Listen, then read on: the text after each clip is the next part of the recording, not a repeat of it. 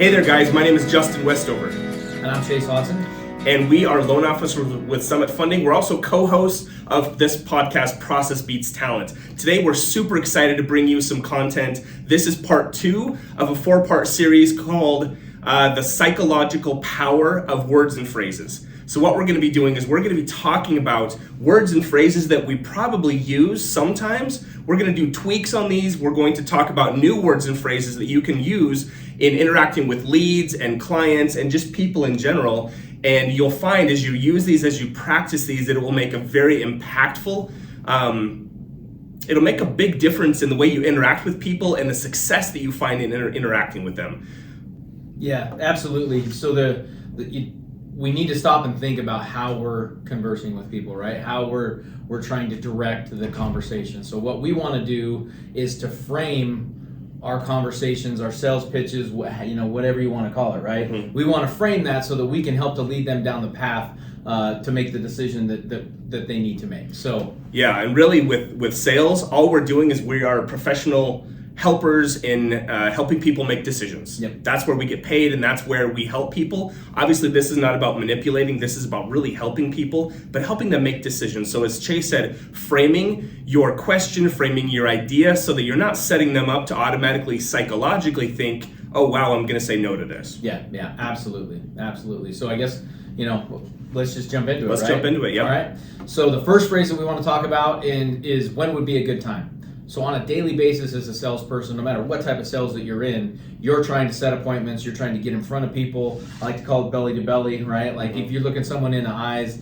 it's a lot easier for them to see for you to see their emotion and them to see yours. And so we're trying to set those appointments, get them in our calendar so that we can move through the sales process, right? So when would be a good time? This phrase I love because often people, when they're feeling like they're selling you or you're selling them, it's always their guards up, right? And so when would be a good time? It takes the pressure off the conversation. It allows them to think through their calendar, to make a decision, and it also mentally, it prompts people to mentally assume that there will be a good time, right? And that no is not an option. So it's just one of those little trigger ways to say it, to say a phrase to disarm the client a little bit. Yeah, and another way that you can try also that I like doing that's totally different, that kind of throws people off a little bit, especially people who are used to being called. And so if you're selling business to business and you're often going to have people that are used to hearing when would be a good time, switch it up and ask, hey, when won't work for you? Because when you ask when won't work for you, that changes things in their brain. All of a sudden they're like, oh geez, what does my calendar look like? Right. And they start rattling off, well, I've got this appointment at that, I've got this appointment there. And then they're kind of helping you find a time that does work for them. So tweak that and try that, especially if you're selling business to business and you're dealing with people that get sales calls a lot. If you're like us, we're dealing with homeowners, we're dealing with people like that. And so often they're typically not in sales roles where they're getting sales calls a lot. So that works perfectly for us. Yep, absolutely. All right, so moving on, our next little phrase that we want to discuss here is what do you like about? Right? Yep. That again, our mind is such a machine that it looks for ways to comfort or to back up the thoughts that are in our head, right? So if we start in a negative place, if our clients start in a negative place, then their mind is immediately going to put scenarios in the brain to help defend their position. Yep. And so what do you like about automatically is a more positive way of phrasing something, right? If you're talking about, for us, real estate, that's what we do, right? We're always talking about real estate. So what do you like about this house if you're an agent, right? What do you like about this location? What do you like about this product or service?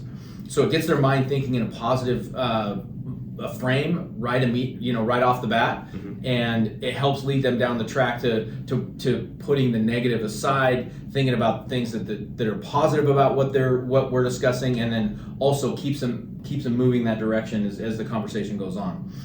If you were to say, what don't you like about, or even what do you think? What do you think? Yeah, right? don't get people thinking. We want people to stay more on the emotional side. Mm-hmm. Because if you get somebody thinking logically, and again, that almost sounds like we're trying to manipulate people, but we're really not. We're just trying to help them work through and talk about what they like about it. People are naturally going to talk about what they don't like. That's not going to be a problem, but get them focused on things that they do like. Yeah, absolutely. And if they're focused on that, then the conversation goes much smoother. They're much more open. We always want to get talking about the good first. Always want to talk about the good first. Yep, exactly. Okay, our next phrase is, I'm guessing you haven't gotten around to. So this is used in situations where you're thinking, okay, I haven't heard back from them. They probably haven't done the piece of homework that I assigned them to do, whether that was reaching out and finding out some information about their home or whatever it was, talking to their spouse. This is a great way to basically take that excuse away from them, because how often do you hear that from people? Oh, I haven't gotten around to that. Like, for example, in our world, filling out applications. Some people are Johnny on the spot and others are like, oh, shoot, I haven't gotten around to that yet. Yeah, part of that's an easy slough off, right? Like, it's an easy excuse. It's an easy way out of the conversation to take pressure off of themselves. Yep, exactly. So the nice thing about this is that this is a takeaway. When you say, hey, I'm guessing you haven't gotten around to that, either one of two or three things is going to happen. Number one, they might actually report some good news and say, oh, actually, you know what I did? I just finished that. Yep. Number two, if they haven't done it, they really have no place to go other than where you direct that conversation. Yeah. So this also does a few other things. It helps them to save face. And basically, you're kind of acknowledging, hey, listen, I get that you haven't done this yet. I know you're busy. But it also gives you an opportunity to be able to recommit them and be able to point them in, recommit them to doing what you want and ensuring that they're moving down the path that you want them to. Yeah, absolutely. It allows you to reconnect with them during the conversation and make sure that you can still direct their interest and move them down the line to get them to complete the task. So. Yep. And I really like this in kind of just taking away an excuse. It just really. It really just kind of breaks the ice on that conversation. If you're a little bit nervous to call them, or they're a little bit nervous to take your call, maybe because they know that they owe you something. Hey, listen, I know you probably haven't gotten around to this. Yeah. And it kind of just breaks down that wall. They're like, okay, he's not like going to chew me out. He's not going to be mad at me. And it creates that empathy in the conversation too, right? Like your buyers, your clients, the people that you're talking to, they want that they want to know that you understand and you feel for what they're going through. And so this is a great one because it does create empathy in the process. Listen, hey, I know this is this takes some time, or this is hard to do. Sometimes it's hard to commit to doing certain things, and so it allows them for you to say, hey, I'm guessing you haven't got around to this because I know all our lives are busy, right? And so you can create that feeling of empathy between you and your client and help you to connect on a more emotional level. Yep. Okay, so moving on, we're going to touch on simple swaps right now. Again, these words and phrases, little key tweaks can make a big difference in the way that the client perceives them, right? Or they perceive you or the process. Excuse me. So understanding how the mind works is really, really important in the sales process. So simple swaps can take pressure off the client, or it can engage a different part of their brain and make them more intrigued in what did I miss or things like that. So a simple example of that would be, do you have any questions versus what questions do you have for me? Right? So if you say, do you have any questions? Immediately they're thinking they're going through their mental Rolodex and they're trying to come up with something if they didn't have any questions. The other way is a little more direct. You're leading the conversation. What questions do you have for me? And so that means that they need to be engaged, right? Did they miss something? Do I have questions for them? So they want to please. Everybody wants to please, so they want to come up with a question, right? Yeah, exactly. So a nice thing about this is when you ask people, do you have any questions? It kind of, even though these sentences are very similar, do you have any questions almost puts people on the spot, and it makes them feel, one, embarrassed, or two, it can kind of open them up to like, well, gosh, should I have any questions? Well, either, and again, like I was saying, feel embarrassed that they don't have questions, or now possibly create some doubt, like, well, why should I have any questions? Right, exactly. And we don't want to do that. We want to make this process as easy as possible. But asking it, just switching that that term that way allows them to get ready to proceed, right? So, okay, I don't have any questions, or I do have questions. They've given you the question. Now they're refocused, recommitted, and they're ready to proceed through the process. Yep, and they're thinking, okay, well, I guess I don't have any questions, and for you, that opens up the door for them saying, okay, you don't have any questions, so we're going to take the next step in this process. Yeah. And if they really do have a question, that may cause them to stop and say, well, hey, wait a minute, I'm not quite ready to take that next step, and it will help you kind of get down to kind of the bottom of anything that may be making them hesitate. Right, exactly. All right, so we're going to move into the 3 options. I love this. This is not only a fantastic sales strategy, but it's just a great way to interact. This works in any situation, and that's one of the things that I love about the things we're discussing now.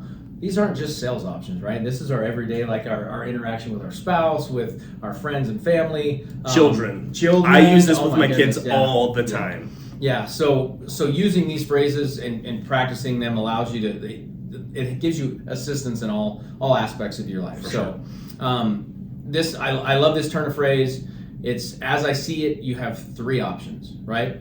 And so by giving 3 options, you're taking the pressure again off of the client, which is what we want a pressureless situation, right? Or a pressureless process so that they feel comfortable through the whole thing. So you want to remove the pressure from the client, but by giving them 3 options, you set it up in a certain way, leaving your option as the 3rd, right? It's the path of least resistance. It's the best option for them, and you explain it. You, as the expert, explain it in 3 different ways. So you also are removing choices, right? If you say, "Well, what do you want to do?"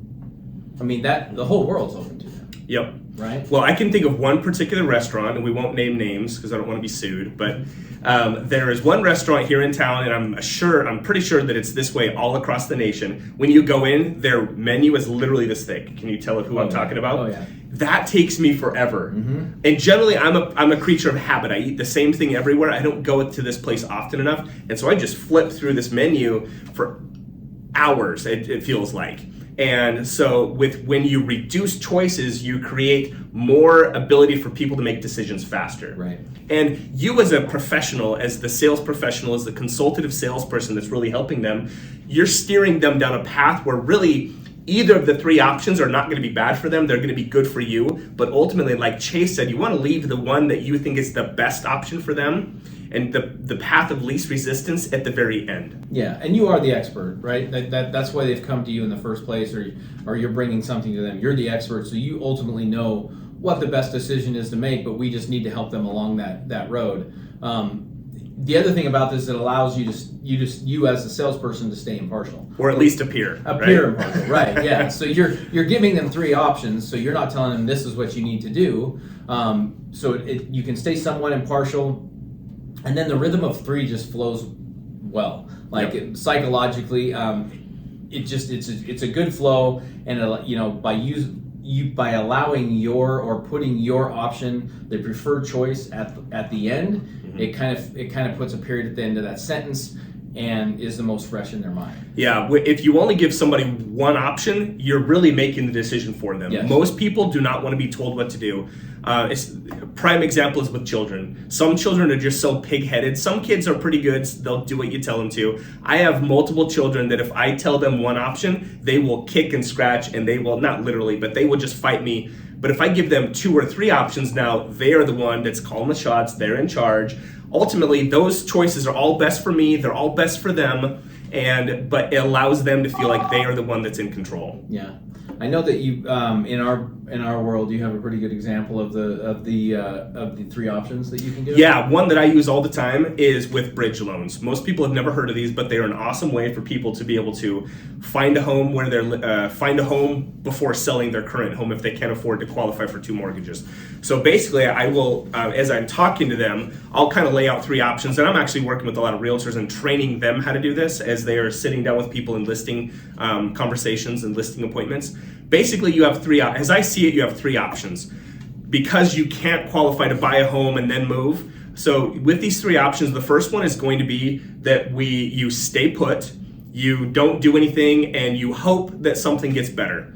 And that's really option number one. Option number two is you can sell your house. You can move in with your in-laws. You can try to find a rental in a very tight market. If you're buying a house, renting a house is probably 100 times harder just because there's so many more people renting. Yeah. Or option three is we can explore a bridge loan from Summit Funding that would allow you to be able to buy a home, move out of your existing home, and then sell that property, because the bridge is giving you equity from your departing residence as a down payment and closing costs on the first, on your new home. And when you lay it out that way to them, you've painted it as the path of least resistance that doesn't require them to move in with their in-laws. Nobody wants to live with in-laws, no matter how good your in-laws are. You don't want to do it.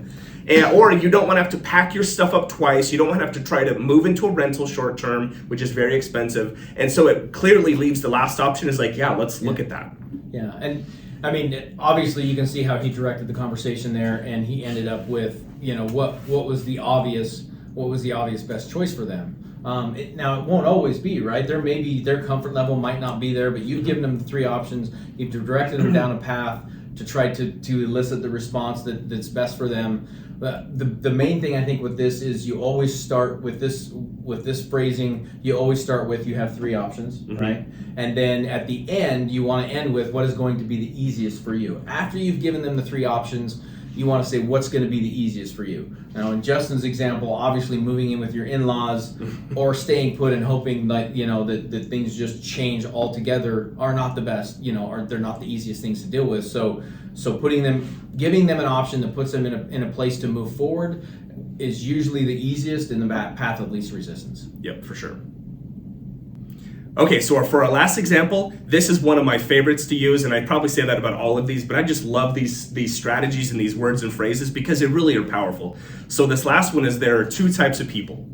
And so this basically, it gets people open and listening to hearing which type of person they are, right? And much like the last word or phrase that we used, this also allows them to be able to hear a broad array of choices and be able to pick which one they are. So just like the last time, you're going to set up one of them that is basically something that is not like them. Yeah. And then the last option that you give them is one that is more reasonable and something that they would be like, okay, that's definitely me. Yeah, and it engages them right off the bat, right? Because they're listening, they're actively listening to, okay, I need to figure out which type of person I am. Yep, exactly. Right? So it engages them in almost immediately in the conversation. Yep.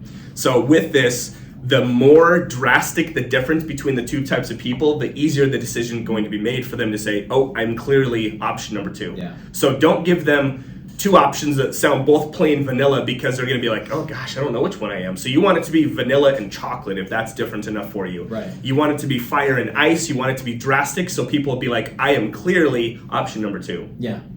I think maybe to kind of illustrate this a little bit, a good example for me in the market right now, obviously, are interest rates. That's what everybody's talking about today in the economic setting that we're in. And interest rates are increasing. The thing about our valley is that we still have a really short supply of homes, right? So Yep. we have high demand, increasing interest rates, and people are coming to me all the time and, should I buy now? Should I buy now? Basically, there's two types of people.